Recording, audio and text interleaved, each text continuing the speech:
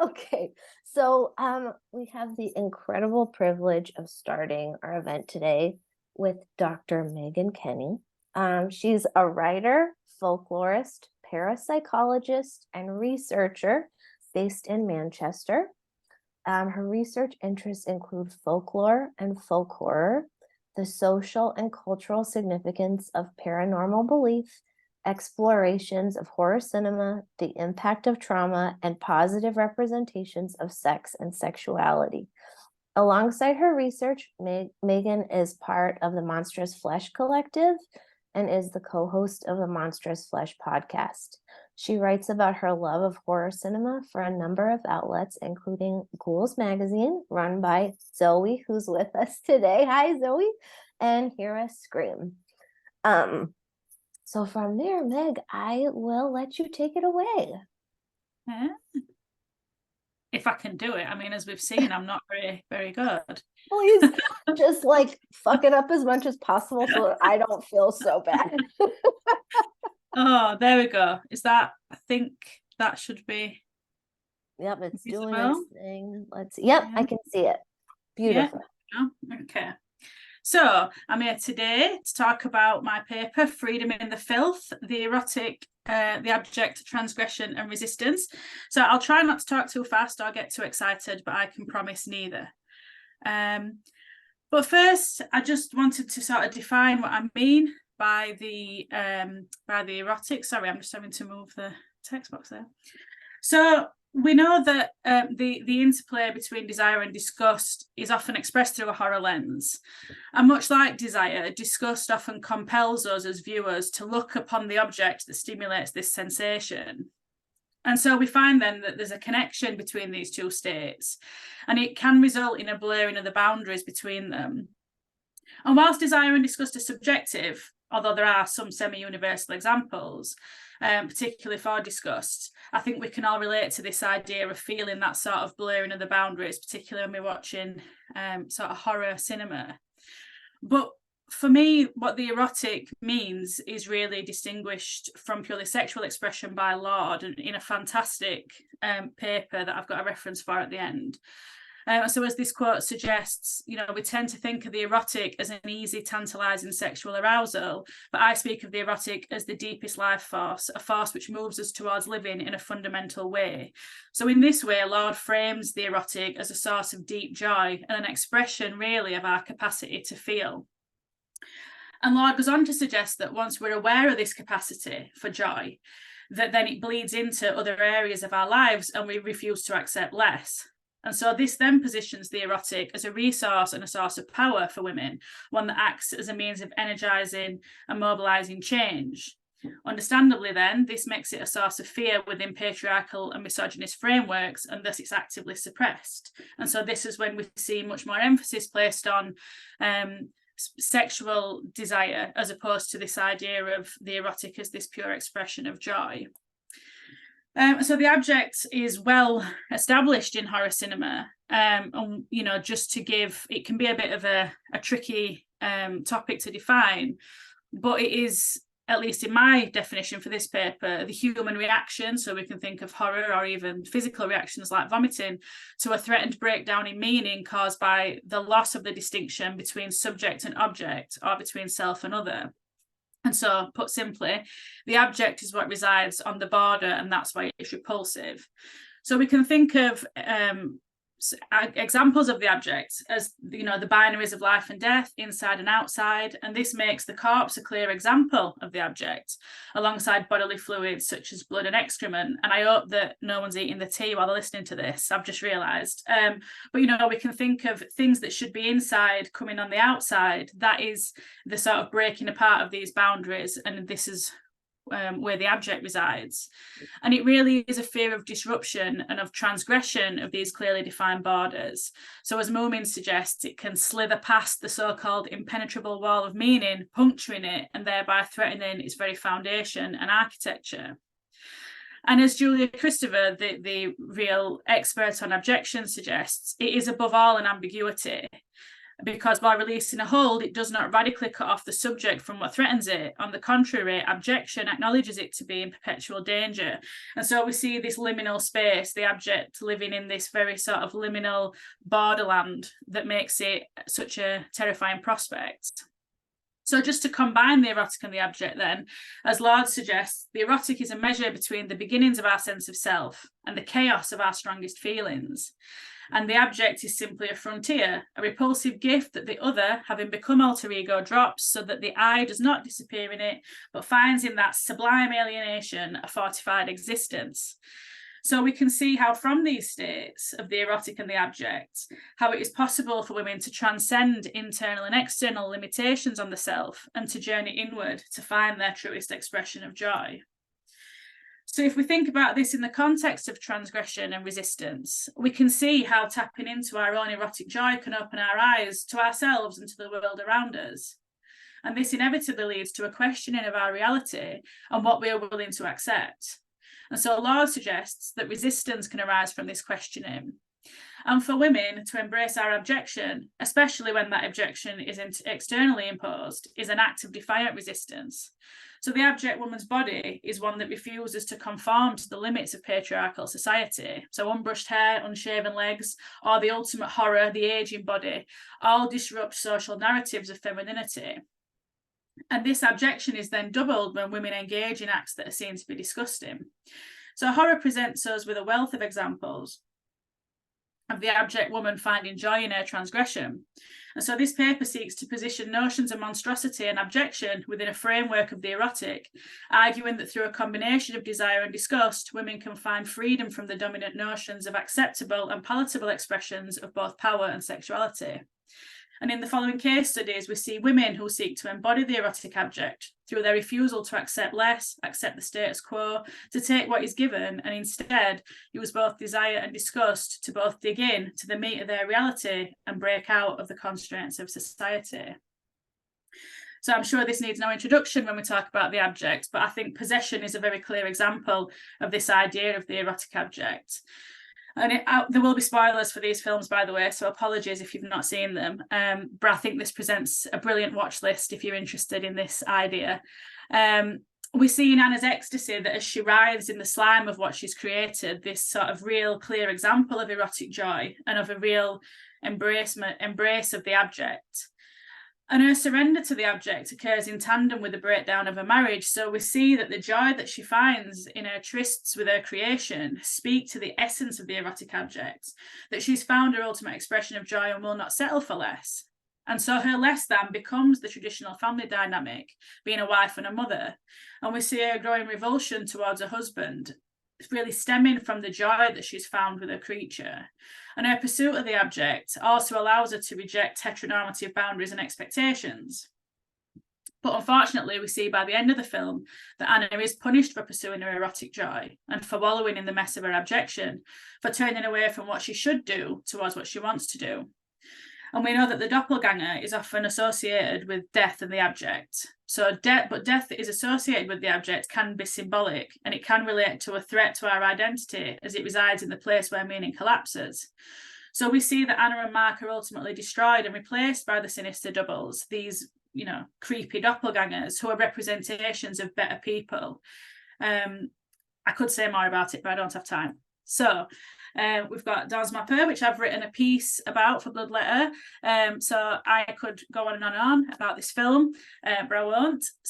But we see in the film that Esther is really failing at capitalism. And so she's surrounded by pressures to transform into this good, monogamous, heterosexual, bourgeois, patriarchal, capitalist subject. Quite a mouthful. And yet finds this prospect unthinkable. And so we see that she's searching for subjectivity and a sense of identity, but this comes in tandem with her being overcome by urges to mutilate her own body. And so Palmer has identified that Esther's urge to sort of cut into her own flesh and consume herself is part of an externalization of corporeal malaise, which I think is a fantastic term. And it can be seen as an expression of the stresses of this internalized drive for productivity as part of her role in this very neoliberal capitalist society. And she's become held into the Western trap of body as object and mind as subject. and facing the central issue that I think many of us face with this very explicit sort of dichotomy, which is the disconnect between the mind and the body. And so over the course of the film, we see that through her acts of self-mutilation and auto-cannibalism, she's seeking to reconnect to a body that she's become alienated from, and to renegotiate what it means to exist within a body in this modern capitalist patriarchal world she finds herself in. And according to Christopher, to be a masochist is to abject the self, and we can see that in Esther's breaking down of her flesh, this real willing shift into abjection. And there's this deep erotic joy to be found in her nibbling of herself, and she really sinks into the ecstasy of her own flesh. And we see this particularly at the end of the film, that there's a real love affair with her own body. But we also see how her inability to control her body has led to an alienation from her loved ones and from her colleagues. But rather than this being a source of pain, we see it as an apparent relief, that she can turn inward, that she can explore these boundaries and limits of the self without being focused on the needs and wants of others. And so, freed from the weight of other people's judgments and expectations, she's free to dive into this external exploration and to understand herself and what gives her life meaning. And by the end of the film, we see that she's rejected the safe path of convention, marriage and children, to take this alienated, ambiguous path, killing the life that she's been forced into to allow for the birth of something new. I'm sorry, I'm rattling through these, but there were too many films I wanted to talk about. So Singapore Sling, if you've not seen it, I highly recommend it. But I would say that with, themes of incest, cannibalism, sexual torture and violence, it's not for everybody, but it is a perfect example of the erotic abject. And so we see how the two main characters, the daughter and the mother, have created a world free from this very domineering presence of the father. And their sexual games reveal no need for the presence of a male figure. They've become very sufficient. And it subverts the femme fatale stereotype that these women don't desire wealth, but instead are consumed by sexual desire. And this desire has become so extreme, so abject, defined by fetishism, instant gratification, and overconsumption, that it becomes this true expression of perversion. And their actions in the film, including, playing around with organs and incest, and as we've said, violence and torture, present both the abjection of the monstrous feminine and also a split between two orders, the maternal authority and the law of the father. And the combination of this perverse BDSM and incestuous entanglement does place this film very firmly in the abject, despite the objective attractiveness of the mother and the daughter. And this is one of the key aspects of resistance through abjection. So we see that these elements of these characters, that allows them to resist attempts at objectification by presenting their behaviour as at once arousing and abhorrent, as I mentioned earlier, this sort of interplay between desire and disgust. And it's a very confrontational act because it hinders visual pleasure and serves as an attack on the sort of patriarchal status quo and the male gaze.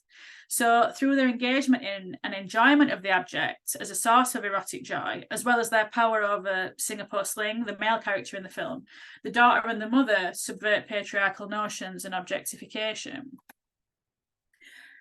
So Ginger Snaps, again, another film I'm obsessed with, and Ginger Snaps Unleashed. So we see the key element for me of the erotic abject is not necessarily in the sister's lycanthropic transformation, although that is part of it, but I think you see this in full force in the initial scene when they're showing the slideshow, which is designed to kick against oppression and reclaim their bodies from the male gaze. And we see that this reclamation can be violent, as Ginger and Bridget do demonstrate, as they're using their bodies as vehicles for playing with death. And in an unsubtle nod to what we would consider the standard expression of the erotic, we see how this act of dying is glamorized. But we also witness the result of these eroticized death throes on Ginger's male classmates. But again, this notion of the abject is sinuously intertwined in this scene, with the male teacher reacting with horror. And in their quest to create death, the Fitzgerald sisters reveal to their community an uncomfortable truth, which is that death can be sexy.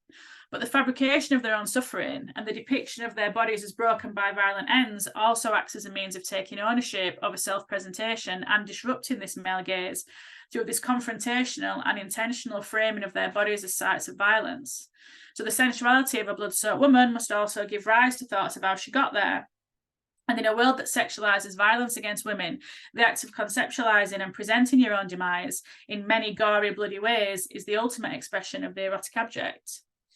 We see a shift in Ginger Snaps Unleashed towards more pure abjection, with Bridget's physical decay occurring in tandem with a refusal to give in to her desires.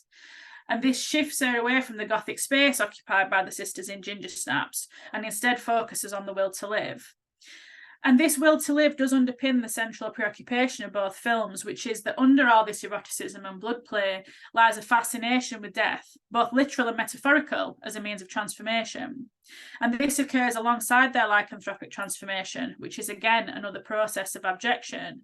And as Minka has suggested, that the werewolf acts as an externalized grotesque identity from normative middle-class society.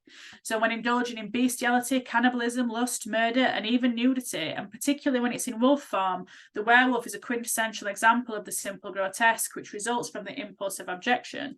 And the werewolf is, I could talk much more about it, but again, let me move on. So my last example is May, which is, as we know, a modern day interpretation of Frankenstein, in which monster and monster maker are one and the same. I find the tagline for the film quite misleading, this idea if you can't find a friend, make one, because May's not looking for a friend. She's looking for a sort of very enmeshed companion and a lover built from a collection of all the coveted parts that she's attracted to. And much like Frankenstein's monster, May is made abject by the responses of those around her, and we can see her embrace this role over the course of the film, turning pain into pleasure through acquiescence to her unpalatable desires. And this reveals itself in a shift from the good girl who's seeking acceptance from others, but instead is made an object of mockery, towards a woman who takes charge of her desires. And then we see the erotic abject in her arousal, finding excitement in a film about cannibalism, and acting out of fantasies on Adam's lower lip. But his rejection of her highlights that her status as an outsider on the boundaries of the norm. And by breaking people into parts, it allows for May to express her erotic fixation on those elements that can be taken. I think it's interesting that she doesn't take anyone's mouth, the source of their violence towards her, and she gifts a creature, Amy, with her own eye, all the better to see herself with. And as May lays in the patchwork embrace of Amy, she can find acceptance and an expression of her erotic joy. And she embraces the erotics through this sexual interest, and also in the abject, and also the abject in the breakdown of the body, destroying the whole and instead creating a patchwork. So to conclude, as each of these examples highlight, to occupy the erotic abject is to exist in the liminal space between desire and disgust, and to embrace both facets as a means of claiming power. In each case study I've discussed, the woman or women at the centre of the narrative use both pleasure and disgust as a means of navigating the complexities of their existence. From the Fitzgerald sisters' use of sexy death to challenge the male gaze, or the daughter's use of vomit and torture during sex to express fear and dissatisfaction. To be willingly grotesque is a source of power for women in a world that requires sanitised perfection. If a woman can find joy in her abjection, building on Lord's ideas of fulfilment from the erotic, then that speaks to the truth of this power. And as with that most abject of processes, childbirth, that's not my personal perspective, but it is seen as a particularly abject process, again, if we think about that inside-outside boundary. But through engagement with that which causes disgust in tandem with desire, the women in these case studies have pushed through the boundary limits of their realities and are able to emerge on the other side, sticky, covered in slime, but with eyes wide open to the truth, both of the world and of themselves. So thank you very much. I've got some references there that I'm happy to share if people want them.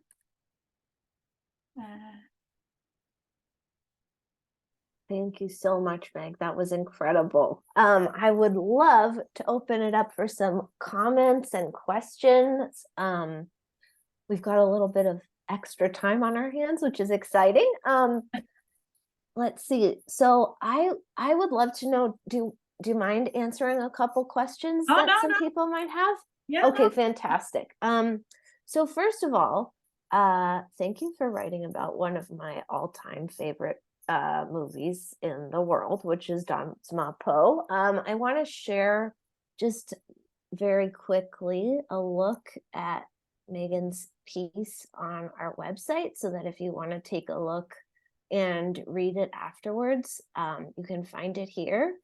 And I was wondering, Meg, do you want to speak a little bit more about that piece specifically, and kind of what led you to think about abjection in the context of that film?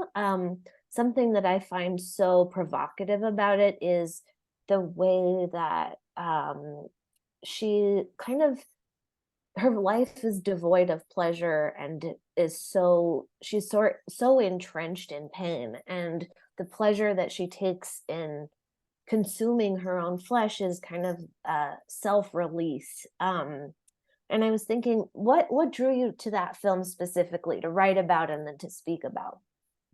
I think so. I watched it because I was starting on this my sort of French extremity journey, and I think when I watched it for the first time, which were relatively recently, obviously before I wrote this piece, but it's not something I'd seen when I was younger and sort of returned to it. It was something I saw new, and I was so transfixed by the story of a woman's body being shown in that way, and in a writer and a director who didn't shy away from the numbness of what of life, the sort of, she's got that tedious boyfriend and her friends are all, she's just so bored by her own life, and I think we've all probably been through that phase at some point and thought, oh my god, what am I doing? But then to see that shift into just, embracing literally her own flesh, but to embrace and this sort of love affair that she has with her own body, I think is a really powerful message. That, again, obviously it's not for everyone and I'm sure people might look at it and I mention it in article that, some people have read it as a descent into madness. It's she's mentally ill and she's externalizing. But for me, I don't feel that it presents Esther that way as a film. I think it just shows that, yeah, this is it's a desire that would be unpalatable to most, but it's beautiful to her and it's her self-expression.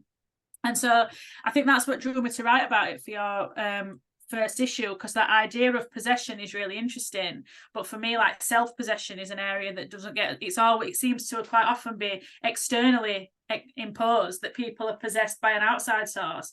And for me, it's really interesting to think about what happens if we possess ourselves, what happens if we become our own, if we nurture ourselves and sort of seek to have that love affair with our own bodies and our own sort of lives, what would that look like? I think it's really powerful. I've gone off on a tangent now. No, not at all. No, this concept of self-possession, I think, is such a fantastic read, and it's literalized in the film in many ways, right? Yeah. I want to open up the floor. Does anybody else have any questions that they want to ask Meg about her amazing presentation?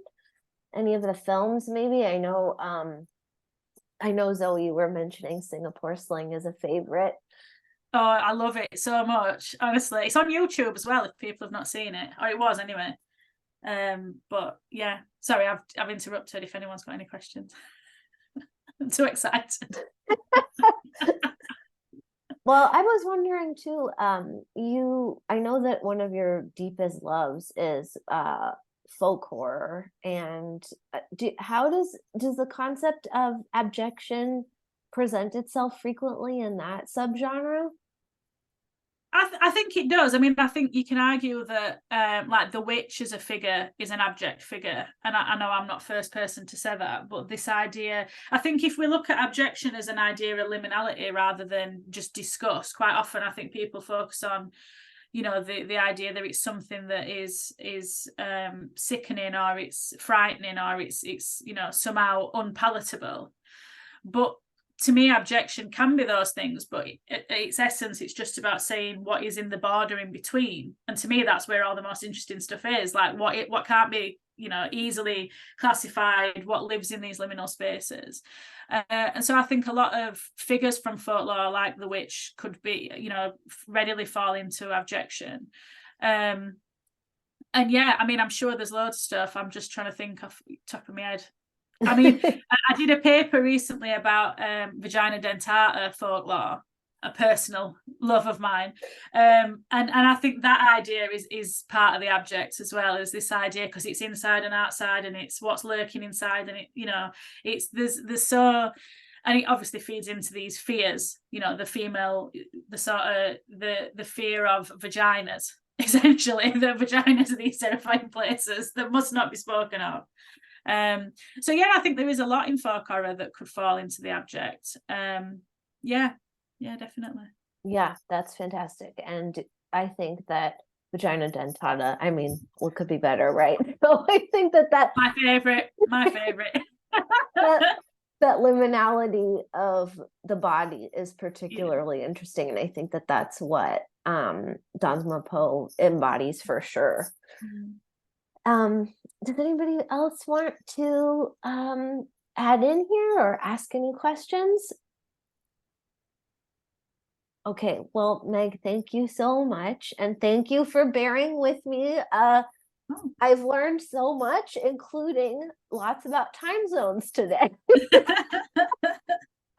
Well, thank you for having my piece in the issue. Thank you very much. It's an honor to publish. It's really, really spectacular. So yeah, if you haven't had a chance to visit the website, please give Meg's piece a read. It's really spectacular. And if you haven't watched the movie, it will certainly give you a reason to. So thank you, Meg. And now, see, thank you so much for jumping on a little bit early here. Do you feel ready for your presentation? Yeah, absolutely. Amazing. Thank you.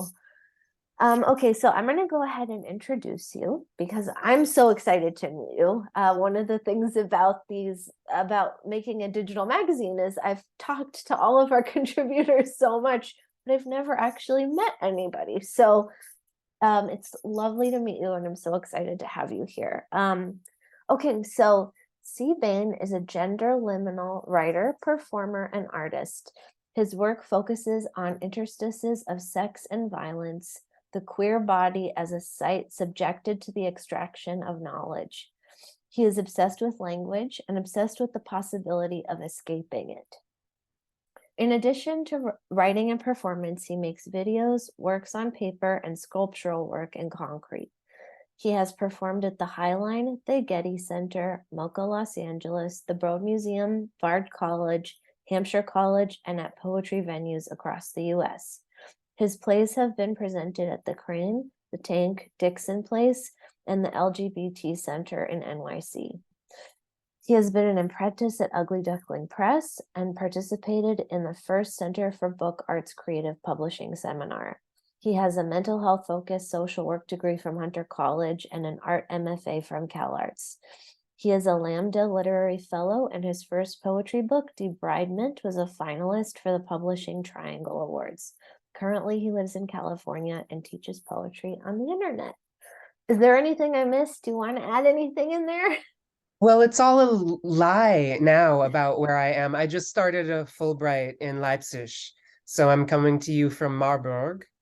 And I have a new book coming out that I really should have mentioned to you. Maybe I'll throw a link in the chat just That so would be great. Yes, please. Publisher doesn't have an aneurysm somewhere without even knowing why. Yeah, I have a new poetry book coming. It, I think, technically came out 3 days ago, so Congratulations. if you were to get a copy, and I would really appreciate it. That's amazing. Thanks. Thank you so much for including me. Is it time? Is it happening? Am I good to go? It's time. Whenever you're ready, we're ready, and we're so excited. And I mean, this is amazing. Right off the heels of another publication. Fantastic. We're so excited to have you here. So yes, take it away. Thank you. All right. Here we go.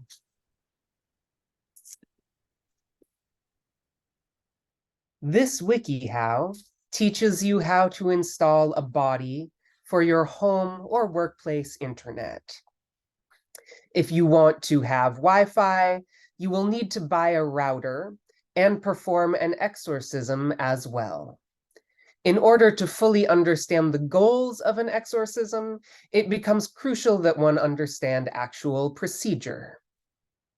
1. Make sure that your body will work with your internet subscription. While rare, Some bodies encounter issues when paired with a specific internet company, e.g. Comcast. Double check your body's compatibility with your current internet subscription before buying if possible. The body is said to be non-contractual, possibly bootlegged or stolen, if it fled at the sign of the cross, holy water, the name of Jesus, etc. Excited the body to pride, vainglory, despair, etc. Approached mildly, but afterward left behind grief, desolation, disturbance of soul, and clouds of the mind. Refused to discuss the possession with a technician. If you find that your body won't work with your current subscription, try to exchange your body for a different one that will work, or switch your internet subscription. 2, find your room's cable output. The cable output resembles a metal cylinder with a small hole in the middle and screw threads all around the sides. Alternately, find a hole that is wet and slobber into it a little. Rituals of exorcism vary, from laying on of hands by a clairvoyant exorcist, taking the entity into his or her own body, and then expelling it, to the formal procedure outlined in this manual. In some cases, there will already be a cable connected to the cable outlet. 3, decide on a place to mount the body. The body should be relatively high up, e.g. on top of a bookshelf, and will need to be close enough to the output that you can connect it without stretching or bending the cable or exhausting the body's elasticity. If the exorcist can determine that the body is truly possessed, the next step is to conduct the exorcism. It is imperative that the exorcist determine how the spirit entered the afflicted's body. There are 2 ways in which a body can be possessed: the permission of God for the demon to enter, or a witch's incantations inducing the demons to take possession. You will also need to have a power outlet nearby. 4, make sure that you have all the required cables. A body generally requires a coaxial cable to connect to a cable output, as well as a power cable to connect to an electrical outlet. Both of these cables should come with the body, but if you bought it used, you may need to find replacement cables. In rare cases, new orifices develop, which should also be filled. You may need to ask friends for help. If the exorcist is convinced of a possession, he will ask the demon a series of questions. The most important task is to discover the name of the demons torturing the body, which will allow the exorcist to have control over the body and demon. If you plan on attaching the body to a router, you will also need an Ethernet cable, according to ancient animistic traditions. If the cable you have is too short to allow you to properly mount your body, pray on your knees. Questions and attempts to learn the demon's name are interspersed with prayer. 5, read your body's instructions. Each body is unique, and yours may require additional setup outside this article's capacity. Reading your body's manual will help make you aware of any additional steps that you have to take to install the body. If the body appears to be responding, you can move on to the second procedure. 1, while no 2 exorcisms are exactly alike, they tend to unfold in similar stages. One end of the coaxial cable attaches to the cable output. This is the type of connection that has a needle on each end. Make sure that you screw the coaxial cable onto the outlet deeply. This initiates phase 1, the presence. The exorcist and his assistants become aware of an alien feeling or entity. 2, attach the other end of the cable to the input on your body. On the back of the body, you should see an input that resembles the cable output cylinder. Attach the free end of the coaxial cable to this input, making sure to tighten as needed. You can use saliva or silicone lubricant. At this point, you enter the second stage, pretense, attempts by the evil spirit to appear and act as the body, claiming to be one and the same person as the possessed. The exorcist's job is to break the pretense, crucially, learning the demon's proper name. 3. Plug your body's power cable into an electrical outlet. A wall socket or a surge protector will do. This should initiate phase 3, breakpoint, the moment when the demon's pretense finally collapses, normally a scene of extreme panic and confusion, accompanied by a crescendo of abuse, horrible sights, noises, and smells. It's important to plug the cable into the power outlet before connecting it to the body, since connecting it to the power cable first can cause damage. The demon begins to speak of the possessed body in the third person instead of as itself. 4. Insert the power cable's free end into the body. If it has not already started, this will initiate stage 4, or perhaps 3.5 is a better description, the voice.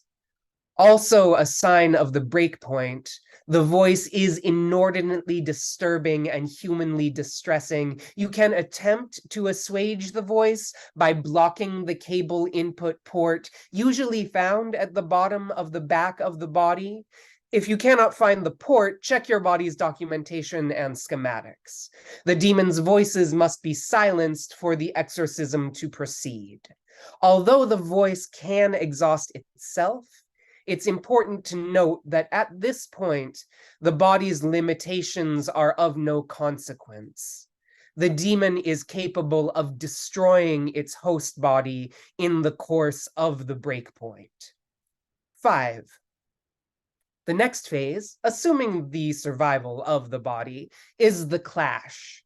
As the voice dies out, there is a tremendous pressure, both spiritual and physical. The demon has collided with the will of the kingdom. The exorcist, locked in battle with the demon, urges the entity to reveal more information about itself as the exorcist's holy will begins to dominate. As mentioned above, there is a direct link between the entity and place, as each spirit wants a place to be. Place your body in its spot. With the cables attached, gently move your body into its designated position. You shouldn't feel any resistance from the cables. For such spirits, habitation of a living body is preferable to hell. 6. Attach the body to a router. Hopefully, this induces phase 6 expulsion. In a supreme triumph of the internet, the spirit leaves and the victim is reclaimed. All present feel the presence dissipating, sometimes with receding noises or voices. The body may remember the ordeal or may have no idea what has happened. If you have a Wi-Fi router that you want to use in conjunction with your body, plug one end of the Ethernet cable into the square port at the back of the body, then plug the other end into the internet or similarly labeled square port at the back of the router. As long as it is plugged into a power source, the body should immediately light up. Thank you. That was incredible. Thank you so much. I think you just gave new meaning to a poetry reading. I'm a little bit speechless. When you sent this piece across, I was just immediately so captivated and kind of overwhelmed by it. And I'm so just kind of amazed by the visual component that I now am able to pair with it. I would love to know more about your art practice in general. I think that, you know, in your bio, it's clear that you work in so many different media. Can you speak a little bit about the ways in which you work? Sure. I mean, I was a performance poet exclusively for a very long time. From when I was a teenager in the 90s until about 2013, that was like all I did. And this piece specifically, I'm using it's like a text collage with very little intrusion from me, actually, and that is something Daphne Gottlieb, who is an amazing performance poet and artist. I just want to say her name because she's like the master of like cruising and hacking up texts in that manner. So so that came through them to me. And then I started writing more like experimental theater type work and also acting in other people's theater pieces. And through that, I came into contact with some performance art people who are working in more of a fine arts context, and working in particular with Alexandra Sagade of My Barbarian, like got really interested in the quality of the discourse that's possible if you're doing things in an art framework as opposed to like, yeah, as opposed to poetics. So so he kind of yeah, he told me to go to CalArts, so I did.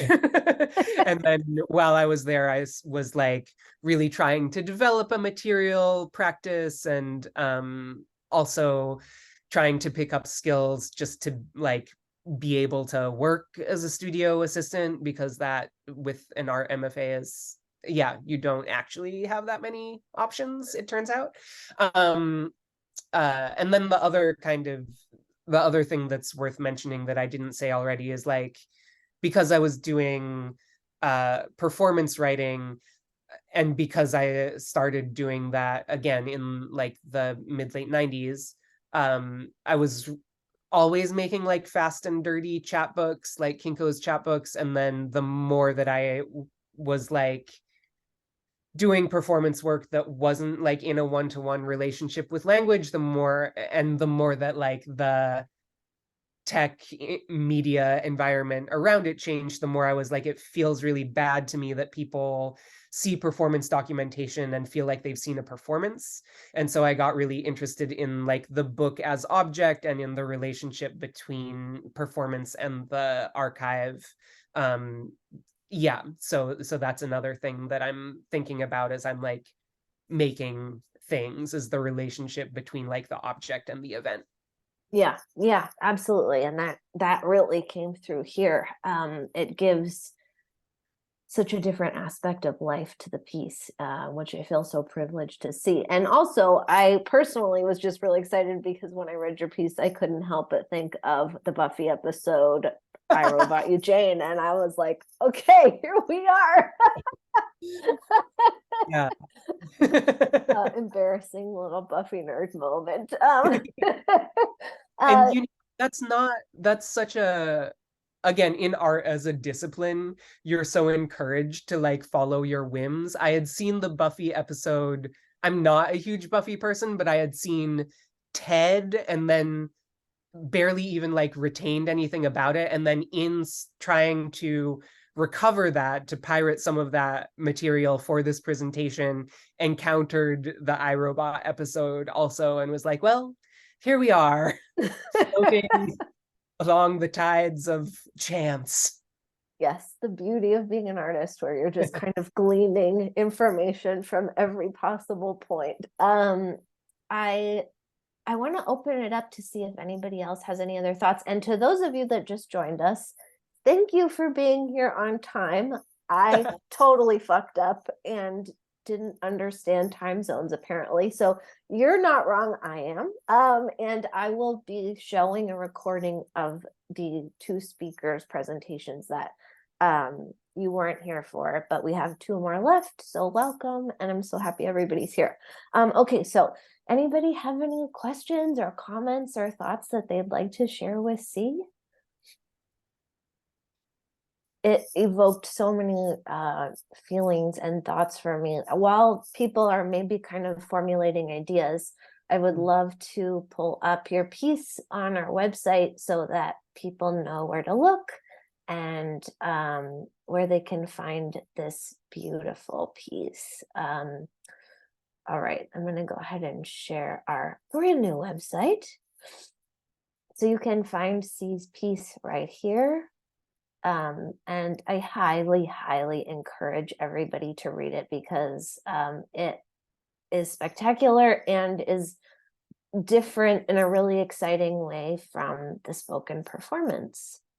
Anybody want to jump in and ask a question or have a thought?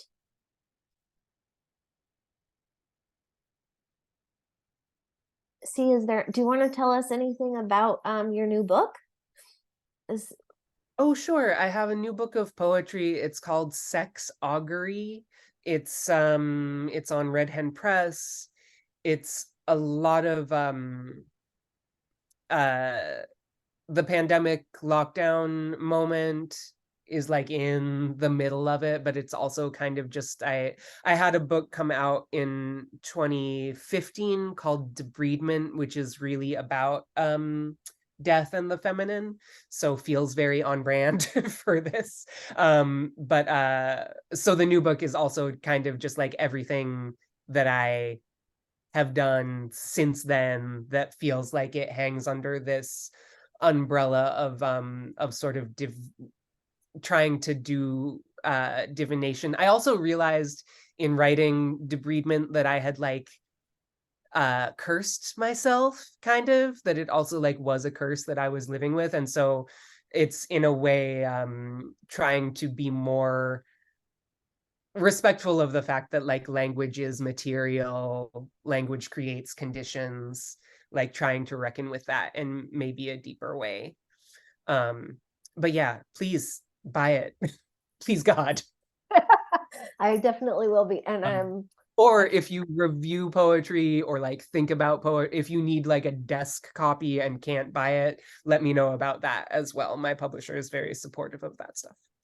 I'm also very happy to know that despite reading over it multiple times last night from your bio, I still mispronounced debridement. I was like, don't fuck it up, Ariel. It should be debridement. It would be so much more satisfying. But no, what can I say? debridement is the word for the removal of damaged tissue from a wound. Yeah. So that's what it's about. Okay, fantastic. A new word that I don't think I would have ever come across. We have a question from Julian, who wants to know what was the approach and methodology of creating the video component of your piece? So I mean, I wanted to have some sort of visualizer. I'm very into live performance, I'll say that first. Like the energetic exchange with an audience in space is like super important to me and was really like a driving, like an engine of my creative process for a long time. So one of the learning curves that I had under lockdown was like trying to find a way to engage with what the form is, like what is available in a way that felt meaningful. And so I started making like little keynotes or whatever to go with some of my things. And now I'm like off on this I'm working on a project that's what the Fulbright is for, that is like experimental lecture, performance lecture, where like the slides are much more of like a score, like an integral component. But so in this specific case, I was like again, so the text is like a text collage. Like I was looking at this material that was like how to do an exorcism and like how to install your wireless router. So I was like, what do I, like what do I associate with this imagistically? The Buffy thing was right there. Yeah, I mean, I was like, what is a representation that feels like it won't I don't know. I don't feel like in the writing I'm making like a truth claim. And so I was looking for media that like similarly to me felt like it was like working symbolically, but wasn't like trying to convince you exactly. And yeah, which like that, and also this kind of more general like uncanny valley thing is where I was coming from with the sex doll stuff. And then I was like uncomfortable with how much I was using other people, and I had to learn to pole dance for another project that I worked on earlier this year. So I had that material of myself lying around, which also feels a bit like a different character than the character who's speaking. And then yeah, I'm and again, because it felt like I was sort of operating with these found texts as a constraint, I was like, if I'm also showing visual material, I have an opportunity to introduce, to make an alternate subtext, to make like an explicit textual thing that's happening that's not what I'm saying. And yeah, and like, what do I have to, if I'm like creating this kind of vibe for most of it that is really more about aesthetics and me like scratching that itch, like looking for a feeling, like, is there something else that feels like I should say it, and can I say it textually in here? And there also, I think, was yeah, something that really came up for me when I was looking at the exorcism material specifically, like, was how paternalistic it is, like how gendered that language was. And I was like, I'm not. So yeah, so that was, I was hoping that bringing in the religious iconography, which I'm also just like seeing because I'm in Germany around all of this stuff, like I was hoping that like maybe did something to problematize that, or I don't know how successful that was, but I think that is long-winded. Is everything I actually have to say about methodology. Unless you have a follow-up or more of a question, Julian, I'm definitely down to talk about it more. He says that was lovely. So I think you answered the question. I feel that you did. Anybody else have anything they want to ask? All right. Well, thank you so much, C, and thanks for hopping on a little early. I really appreciate it. Thanks for rolling with it. Really, my great pleasure. Thank you for sending that email. I won't make that mistake again.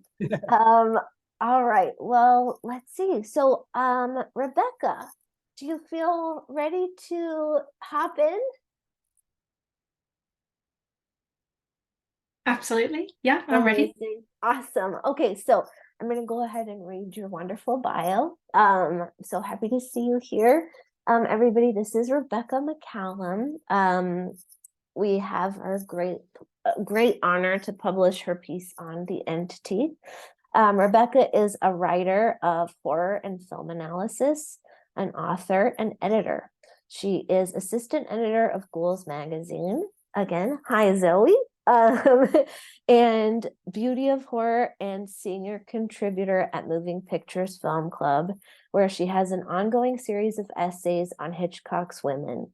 She has bylines with Dread Central and Rue Morgue, and work in print with Grim Journal, Second Sight, and Hear Us Scream. Rebecca, I also know that recently, before we got your bio, you have since started a new amazing Hitchcock venture. Do you want to add to that a little bit? Do you want to tell everybody about that project? Sure. Thanks for giving me the space to do that as well. And firstly, just congratulations to you and to Bloodletter on your launch. And thank you so much for inviting me to be a part of it. I'm really honoured. So Hitchcock. I have a podcast called Talking Hitchcock that is looking at the work and the world of my favourite director. Specifically, the idea of that came from the Hitchcock's Women series with Moving Pictures Film Club, which is the focus is about the women of Hitchcock's films, and it is unique in the sense that it's being written from a female perspective. So I'm really trying to, as a woman, step into what is quite a male-dominated arena and offer a different kind of perspective. So yeah, from there, my podcast, Talking Hitchcock, I launched that back in April, and I've had some incredible conversations. We do deep dives on films, and then maybe topics, things like ways of reading Hitchcock, architecture, things like that. So yeah, that's been really exciting. And I guess I should also say that HitchCon 23, which is an international conference, is just around the corner. So I'll be speaking at that. That's on the 7th and 8th of October. And people can find out more about that by visiting hitchcon.org. Yeah, fantastic. And honestly, I really encourage everybody to take a look at what Rebecca's been writing about Hitchcock. I have absolutely not seen the kind of feminist take and reading on his work. I think it's so important, and I'm so excited about what you're doing. So shall we speak about the entity? Shall we? The time is here. Okay, Yeah, let's do great. it. Lovely. Okay, I will just share my screen.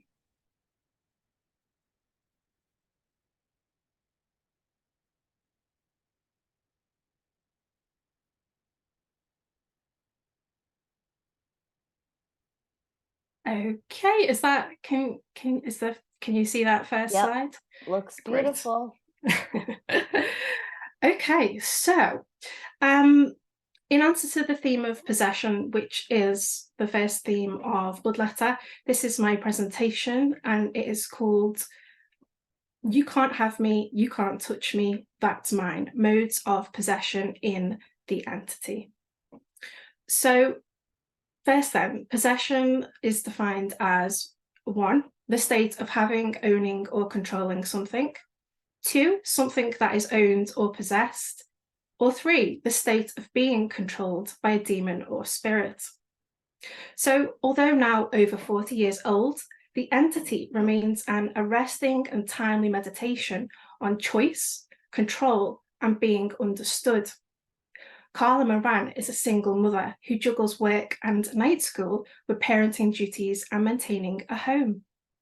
One evening, when preparing for bed, she experiences a violent and unwanted sexual attack from the entity of the film's title. Throughout the film, Carla endures relentless attempts of possession that are both seen and invisible. The entity violates and abuses her persistently. However, this is more than a simple haunted house film or a tale of a woman being tormented by the supernatural.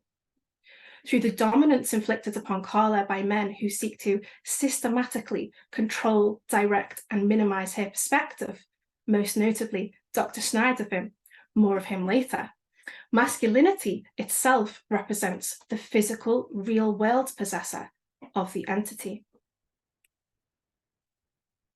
Possession of space.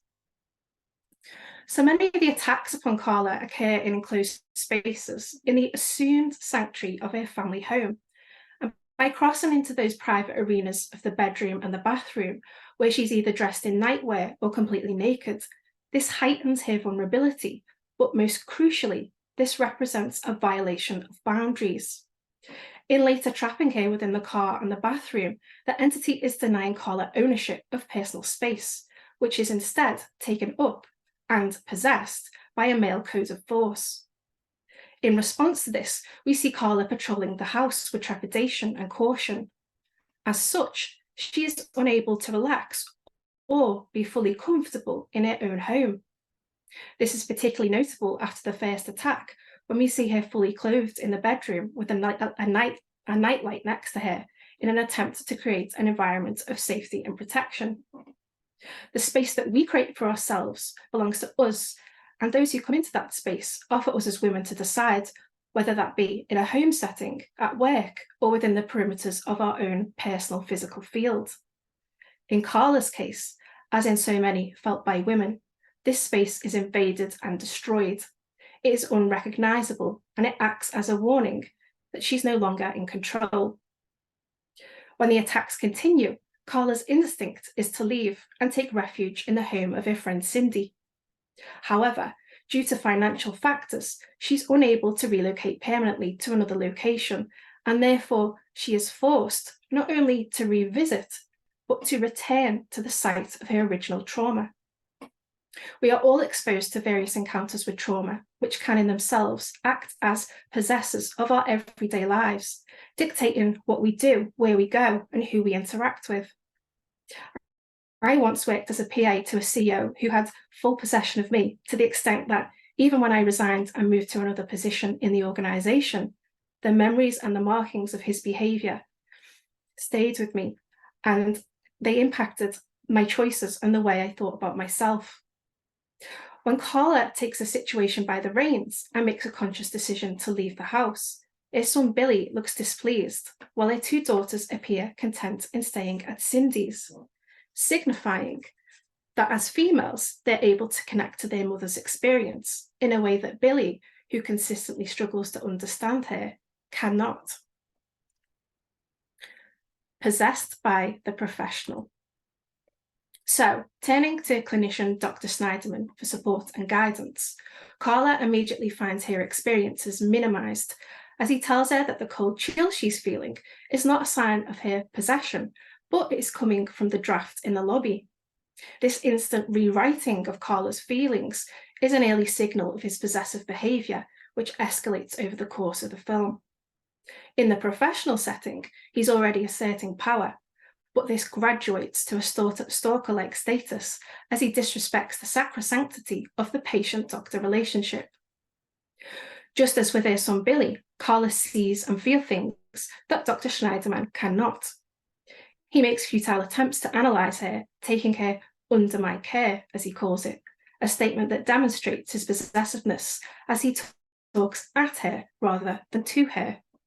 Furthermore, rather than listening, he takes to making assumptions, such as calling the incident when she loses control of her car a suicide attempt. At one point, he even declares that she's allowing herself to be victimised, a remark loaded with irony in that he's unable to perceive that he himself is partaking in the very threat he is warning her against. When Carla works with the parapsychologist team, she finds that things begin to shift. In making her own choices now and breaking away from Schneiderman, her agency increases. It's no coincidence that, coinciding with this period, she's lighter and more evidently at ease. She also seems more attuned with her feminine expression, as we see her dressed in pink whilst next to a window from which a breeze freely circulates, a reflection of her own sense of release. This sense of independence disarms Schneiderman, whose walls of possession are quickly tumbling down. When she tells him frankly that he has, in opposition to his professional responsibilities and objectives, made matters worse rather than improve them, he refuses to believe this. From here on in, the doctor continues to assert total ownership over Carla in the most disturbing and possessive of ways. To add to this, whenever she's shown signs of defying him, he resorts to tactics of blame and gaslighting, declaring, "This has a lot to do with you." Schneiderman's behaviour ticks all the boxes for a toxic abuser. He believes he has carte blanche on who is allowed in or out of Carla's life, and he stops at nothing in order to manoeuvre events to fulfil his own aims. One of his preoccupations about Carla is centred around the belief that her partner Jerry, who has had affairs and is always on the road for work, is a positive influence in her life because he is connected to reality. But how good can someone like this really be for Carla? Unsurprisingly, the people who Schneiderman disapproves of Carla spending time with are those who she feels most drawn toward. Ultimately then, Schneiderman is a possessive force seeking to control all corners of Carla's life, from the treatment she receives to her relationships, whilst also discounting her experiences and invading her space. Possessed by the male narrative. Interestingly, while Dr. Snyderman continues to push his views and ideas onto Carla, when he meets with their son Billy, the two instantly understand one another. In a brief exchange full of technical, mechanical terms, they nod in comprehension. It's a shared language, a distinctly male dialogue that exists between them. Billy's own attitude towards his mother in the early parts of the film mirrors that of Snyderman, while her daughters cling to her as though in recognition.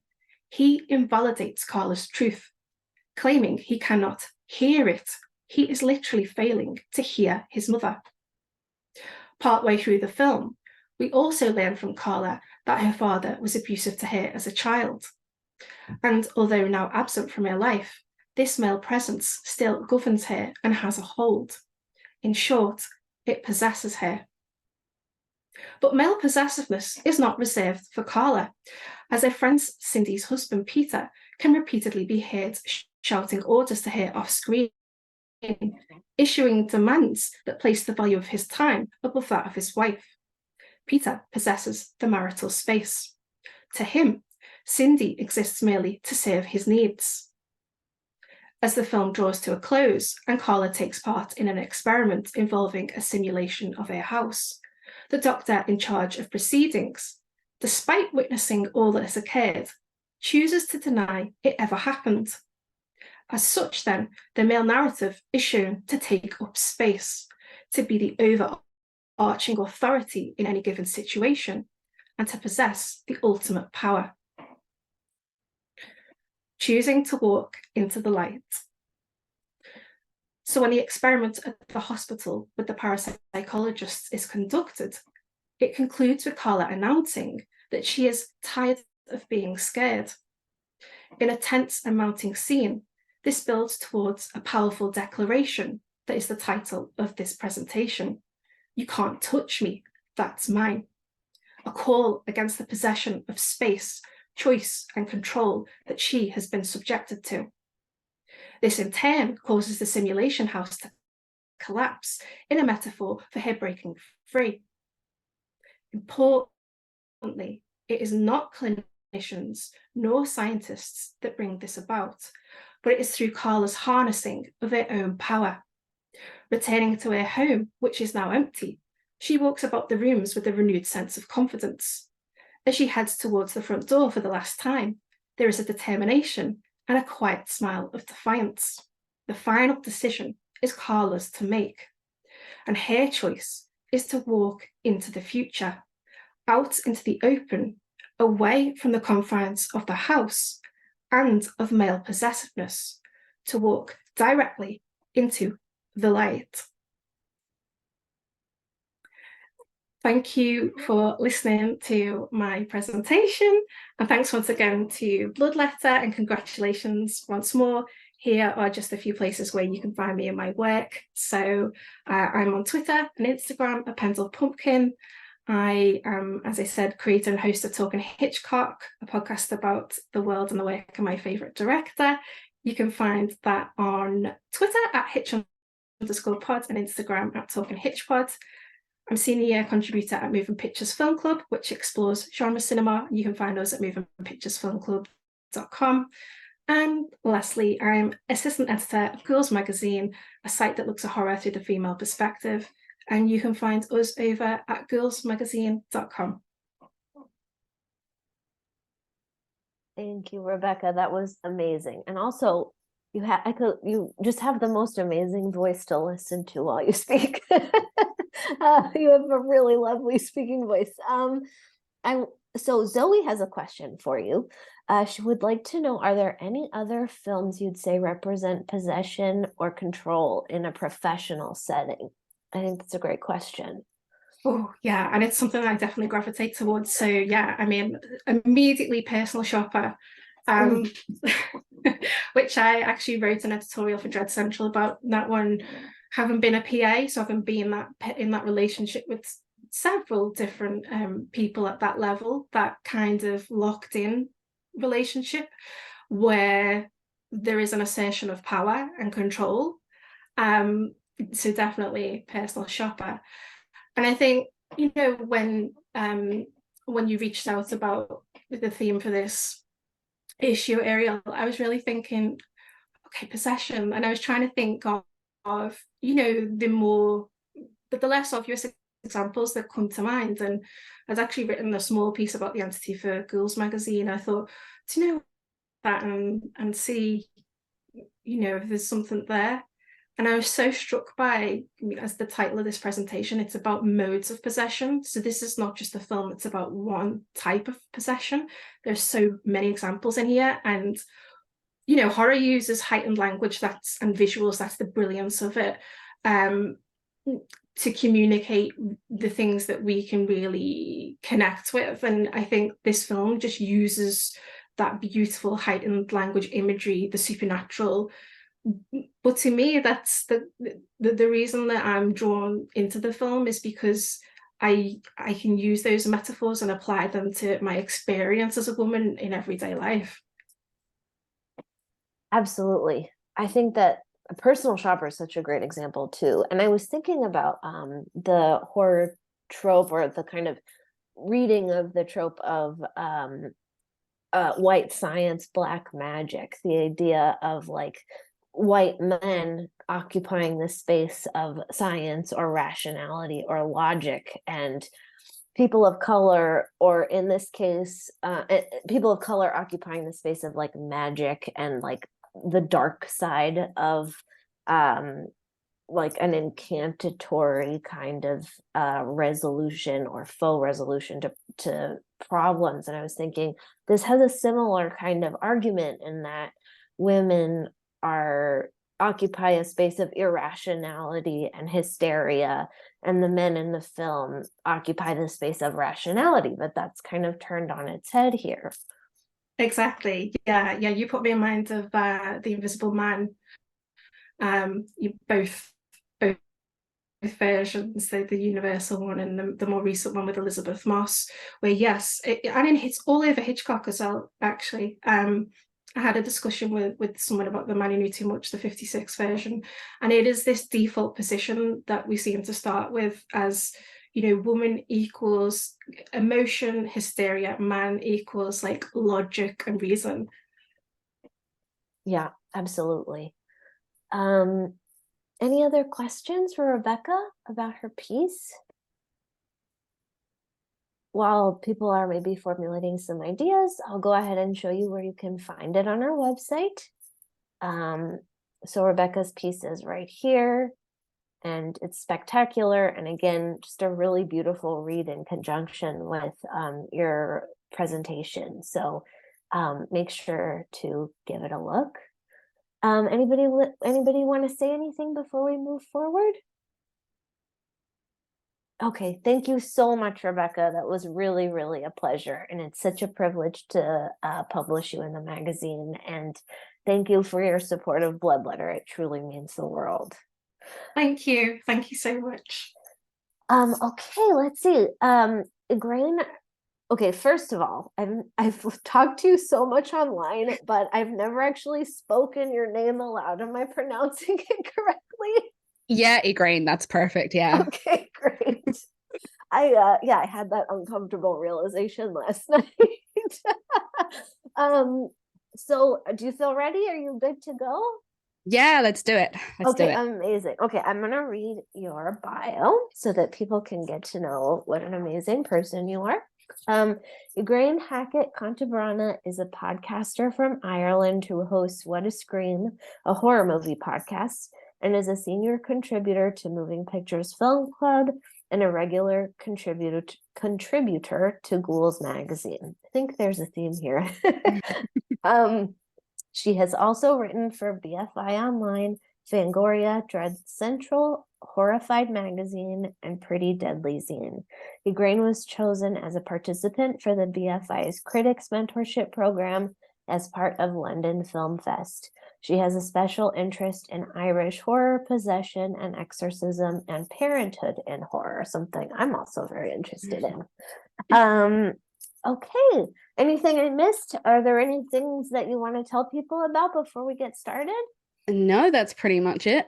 Okay, fantastic. Well, I will let you take it away. Okay, thank you. Okay. Here. Okay, so I'm just going to slideshow. There we go. So my chat today is about gender politics in possession horror.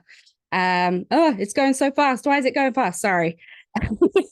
So I'm just going to introduce myself. You did the little introduction. But possession for me is one of my hyper focuses. I first saw The Exorcist when I was a teenager and I got hooked instantly. Part of me thinks it's because I'm from Catholic Ireland. Possession has a lot to do, obviously, with the church, exorcism, etc.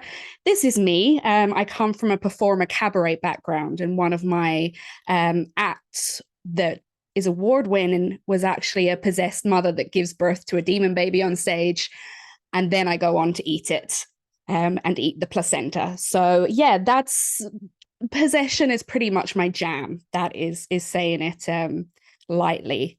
So I'm first going to look at the history of possession. So the idea of possession exorcism is old as fuck. It has existed since the idea of animism itself, which animism is the belief of any sort of spiritual being. So gods, deities, demons, angels, etc.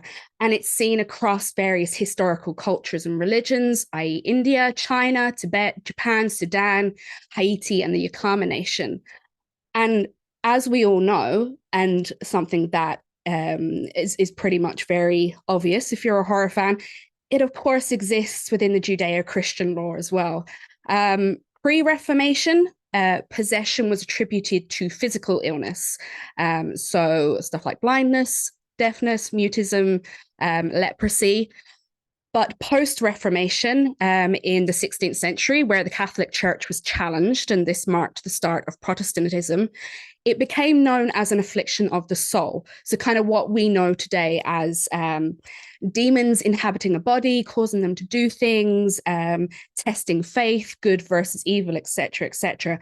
So a lot of the times when people associate possession and exorcism with the Catholic Church, and they say, oh, it's from the Dark Ages, etc., etc., it's actually from kind of the end of the Dark Ages, the medieval period, and was actually because of Protestantism. So the history of possession in film. Now, a lot of genres in horror, it's really clear to trace their lineage. So if we think about slashers, they go back to the Italian Giallo, to Hitchcock, to films like Hitchcock's Psycho, as well as the British Peeping Tom. With possession films, it's a little bit muddier, it's a little bit harder to see a distinct line. What we do see is silent films that are Jesus films, stuff like From the Manger to the Cross from 1912, directed by Sidney Olcott, that features Jesus curing a demoniac, which is a possessed person. And I think this person is like blind in the film. So it's not like what we know as possession now, it's just a blind person. And then we have a film called The King of Kings from 1927, directed by Cecil B. DeMille. And this opens with Jesus casting out the demonic 7 deadly sins from Mary Magdalene. The character of Mary Magdalene, I'd like you to kind of take note of and keep in mind when I go on to discuss female characters in possession films a bit later on, because there is a common theme that runs through it. So in this film, The King of Kings, initially Mary is depicted as a courtesan. She owns her body, she owns her sexuality, a certain level of autonomy for a woman of that time. But of course, as we know in Christianity, we cannot be having that. So Jesus comes along and says, it's demons, cast out the demons. So the next film that kind of displays somewhat of a demonic possession is The Dybbuk from 1938, which is a Yiddish language Polish film. A bride is possessed by the disjointed soul of a Dybbuk, who was her lover before she had to be married to her husband that she had been prearranged to marry.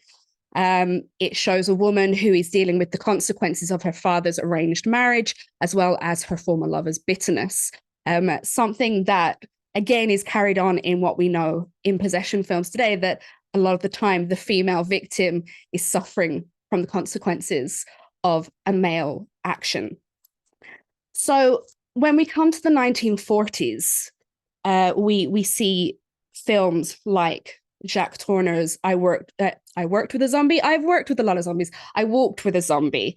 And even though we can kind of say, well, this is the lineage of the zombie film as what we know. Obviously, pre-Romero, zombies were not the decaying corpses eating brains. They were appropriation from the traditional Haitian practice of voodoo. And that is something that we see in I Walked with a Zombie. So these people are under some sort of mind control, controlled by a master. For instance, in this, the wife of a sugar plantation owner, Jessica, is the possessed one. Now, the next film is a really interesting one that I just saw when I was researching for this. It came out the year before The Exorcist, directed by Waris Hussein, and it's more of a spiritual possession, but I felt it was important to include because I want everyone to see this batshit mental film. Absolute crazy.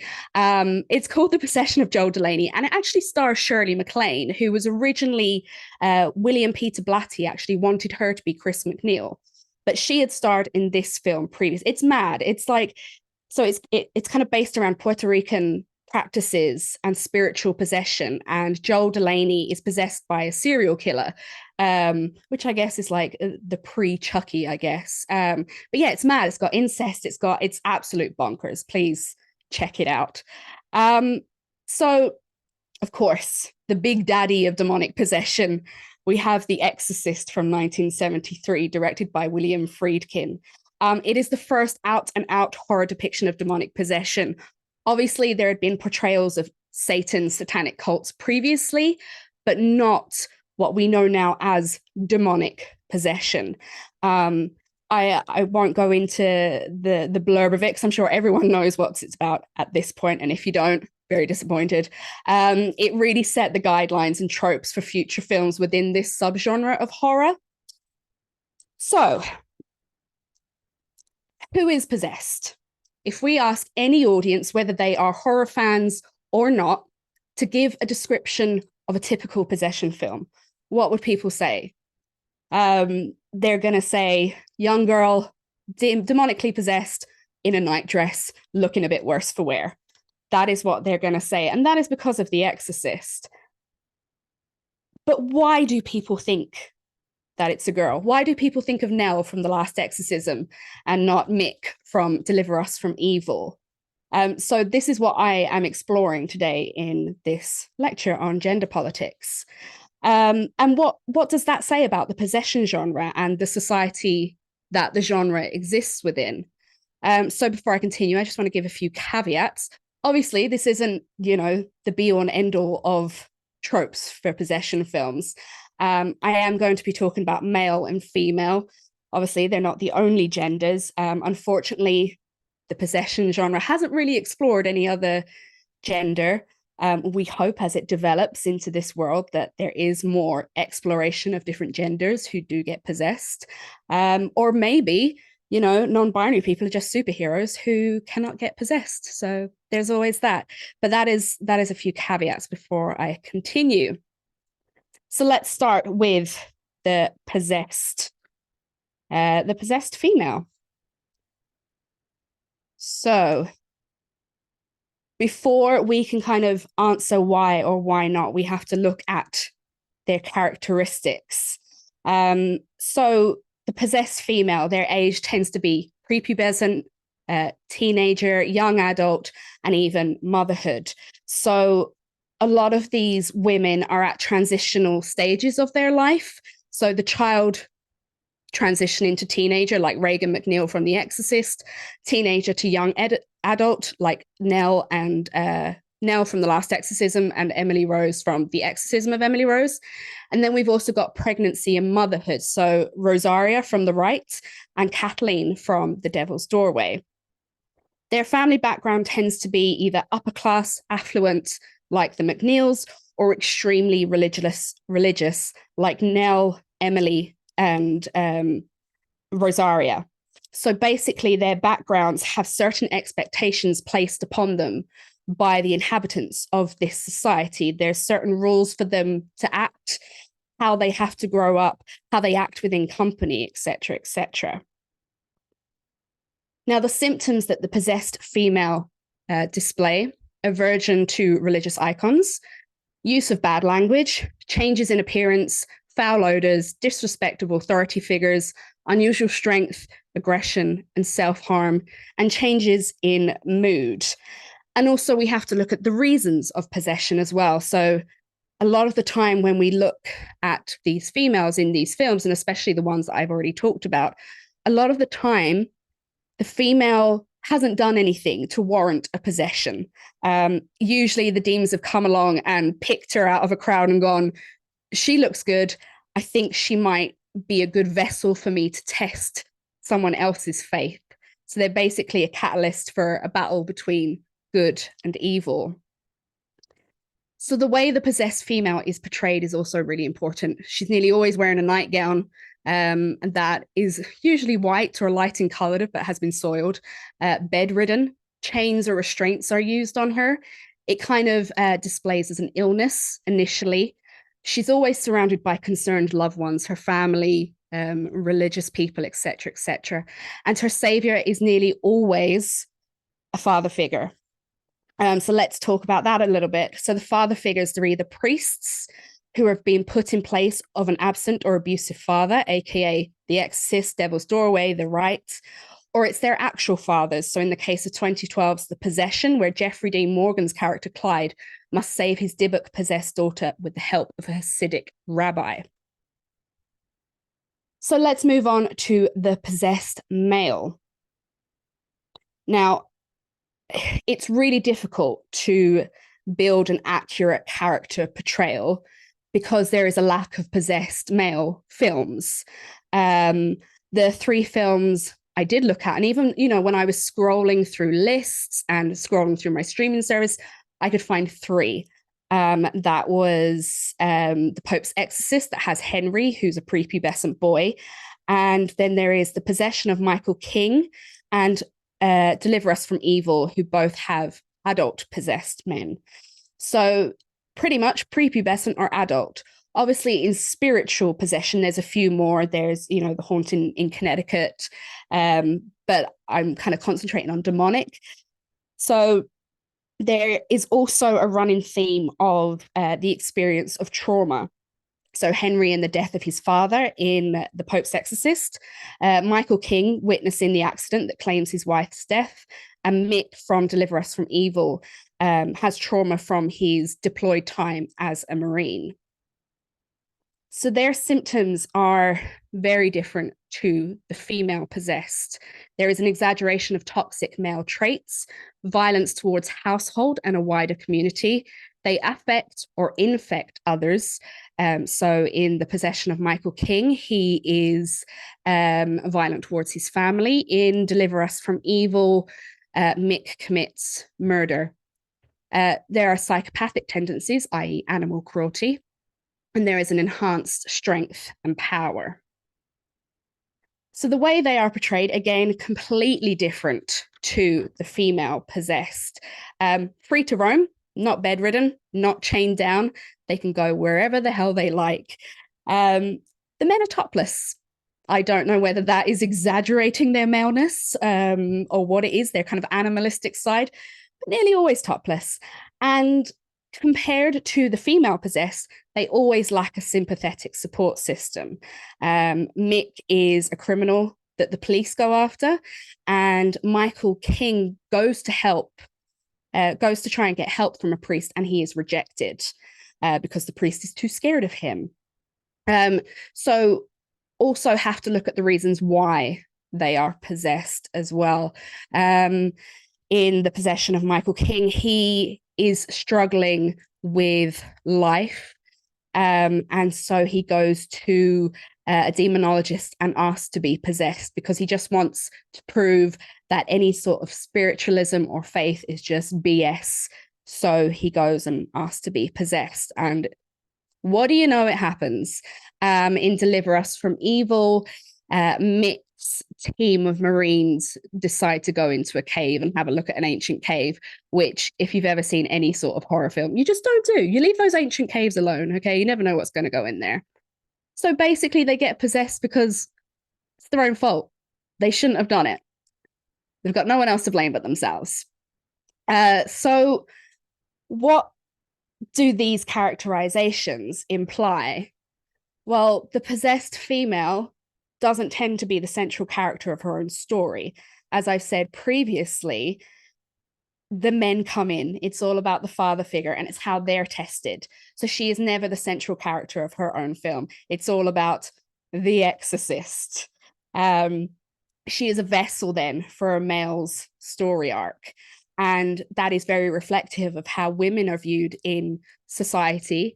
Hopefully it's changing, but we are still viewed as a vessel. And this is basically how they're portrayed in possession films.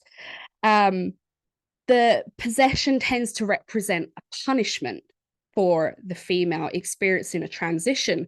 So Regan starts to go against her mother because she's having familial troubles because her father is absent. Emily Rose from The Exorcism of Emily Rose, she goes to college. She branches out from her very religious family home. She goes to dances. She gets a boyfriend. She gets possessed. When we look at the pregnant possessed, like in the rite, Rosaria is punished because her father sexually abuses her.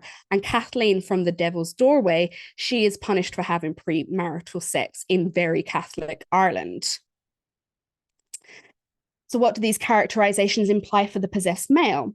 Well, it's an exaggerated portrayal of how society views the stereotypical male: aggressive, violent, the alpha male. It is also a portrayal of the male experience of mental health and illness. So we see grief from Henry from the Pope's Exorcist. We also see grief in the possession of Michael King. And with Mick from Deliver Us from Evil, he is suffering from PTSD from his time deployed. They are emotionally and psychologically isolated. As we know, men struggle to talk about their feelings.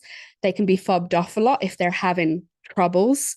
And so this is really reflected in the possession genre, especially with adult men, how they don't get the sympathetic help that they need that the female possessed tends to get.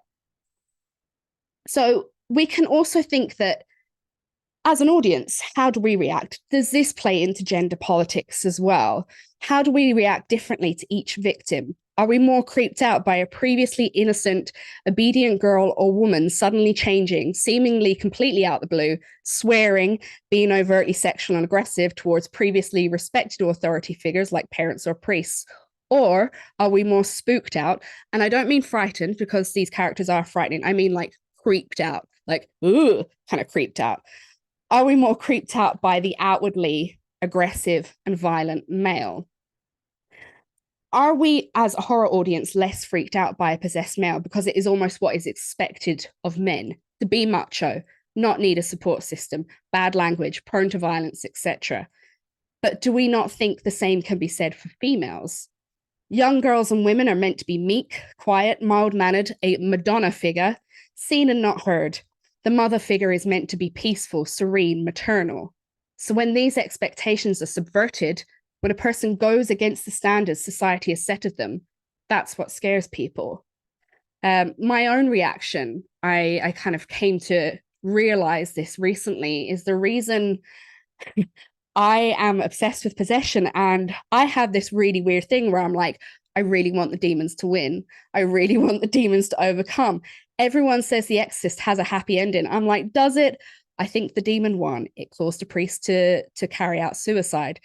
And I realized that while I was doing this, it's because I am for the women who use bad language, who express themselves sexually, who go against authority figures like their parents, and especially the church.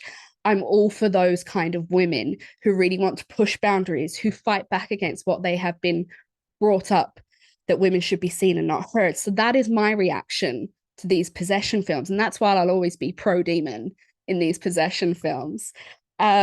What I'd really hope from future possession films is to see more of that. So like Jennifer's Body is a really good example of a female getting possessed, even though it's through the fault of men, but she owns it and she decides, you know what? Yeah, I'm going to go around and I'm going to fuck it up. And I'd really like to see more of that and less of the male savior. And I would like to see more kind of the male possessed taking on the more typical female possessed. I think that would be a really interesting subversion of this trope. So thank you so much. This is where you can find me on Twitter at @what_scream, Instagram at @whatascream, or TikTok at @whatascream_podcast. Thank you so much, Ygraine. That was amazing. That was fantastic. You had me laughing out loud, which is very hard to do in a lecture. I know everyone's been so professional and wonderful, and I'm like, here's me, your local gobshite. So yeah, thank you so much. What is a gobshite? A gobshite, you know, like an idiot, a bit of a, you know, it's my word. Everyone that knows me knows I call everyone and myself a gobshite. It's like I love it. Yeah, an endearing idiot.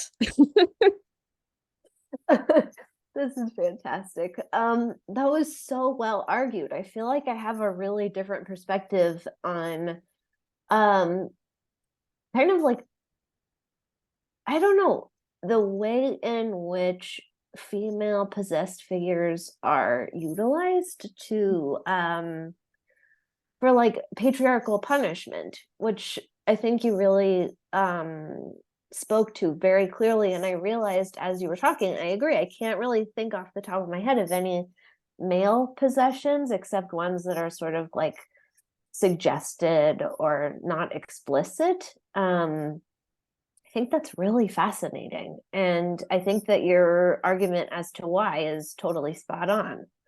Mm-hmm. Thank you. Does anybody have anything they want to add or talk to Ygraine about? I think that one film that I feel, I mean, I'm sort of like repping right now, but I feel like in Possession, that female character sort of embodies all of the tropes that you were speaking to, but you root for her in a way that's pretty different from other Possession films. But that's the only kind of example that I can think of. Yeah, that and Jennifer's Body is kind of right. Is kind of a tear away from the typical trope that's been set up by The Exorcist, and kind of sees these women being like, okay, I've got this affliction, but you know what? I'm going to run with it. And this is me now. And I'm going to use it to fight back against this patriarchal society.